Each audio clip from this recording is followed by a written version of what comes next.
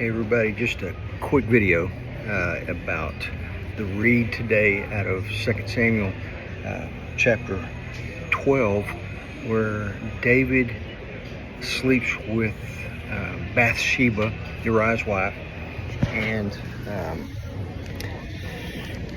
he seems to get away with it. He got her pregnant, so he tries to have Uriah killed to hide a secret. I mean, that's, God, what a terrible excuse for a murder, but I'm sure there's been worse.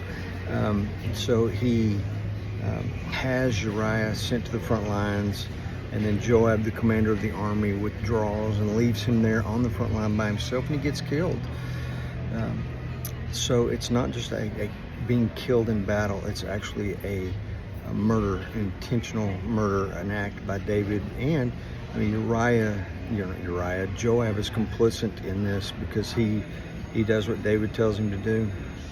But the point I want to make here is, after he gets away with this murder and he marries Uriah's wife, Bathsheba, he is confronted by the prophet Nathan.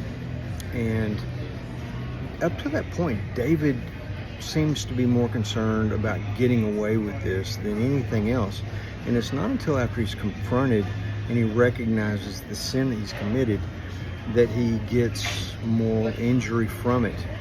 And in 1 Samuel, we don't read about David's feelings of moral injury or shame or guilt from what he's done.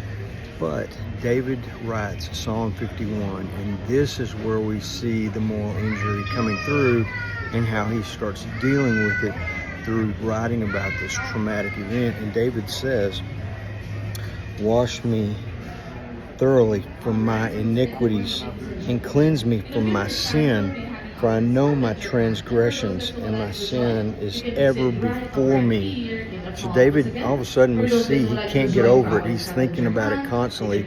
It's always in his mind. And David says, "Against you only have I sinned." And that's such a big part of forgiveness. We need forgiveness from God. Whether we forgive ourselves, whether someone else forgives us, it doesn't really matter. True forgiveness comes from God, and we talk about that some. David says, "I have done what is evil in your sight, so that you are justified when you speak and blameless when you judge." David is asking for forgiveness. He's begging for it. He has recognized his sin. So a good moral injury account for our guys, our participants.